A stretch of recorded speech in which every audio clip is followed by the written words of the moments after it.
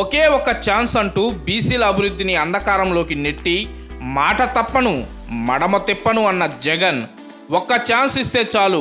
రాష్ట్రాన్ని అభివృద్ధి పథంలో నడిపిస్తాను అని చెప్పి అధికారంలోకి వచ్చిన ముఖ్యమంత్రి వైఎస్ జగన్మోహన్ రెడ్డి ఆచరణలో బీసీలను మోసం చేసి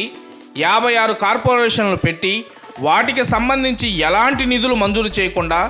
గతంలోని ప్రభుత్వం ఇచ్చిన పథకాలను తీసివేశారని గురువారం మధ్యాహ్నం దర్శి నియోజకవర్గంలోని కుర్చేడులో జరిగిన జయహో బీసీ సభలో నాయకులు వైఎస్ఆర్సీపీ ప్రభుత్వంపై విమర్శలు గుప్పించారు. రానున్న ఎన్నికల్లో తెలుగుదేశం జనసేన పార్టీ కూటముల అభ్యర్థిని గెలిపించుకొని నారా చంద్రబాబు నాయుడిని ముఖ్యమంత్రిగా చేయాల్సిన బాధ్యత మన అందరి మీద ఉందని ఈ సందర్భంగా పిలుపునిచ్చారు. ఈ కార్యక్రమంలో దర్శి నియోజకవర్గ బీసీ అధ్యక్షులు మోడి వెంకటేశ్వర్లు, కార్యదర్శి నిమిలయ్య, టీడీపీ జిల్లా పార్లమెంట్ అధికార ప్రతినిధి బ్రహ్మయ్య తదితరులు పాల్గొన్నారు.